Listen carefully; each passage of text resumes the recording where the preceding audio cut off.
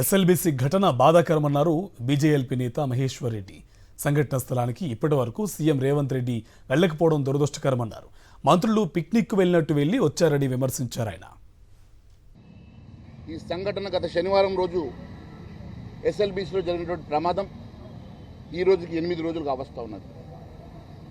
ఇప్పటి వరకు కనీసం ఆ సంఘటన స్థలానికి ముఖ్యమంత్రి రేవంత్ రెడ్డి గారు వెళ్ళకపోవడం, మరి కనీసం అంశం లోపల సహాయక చర్యల అంశంలో పర్యవేక్షణ చేయకపోవడం చాలా బాధాకరం.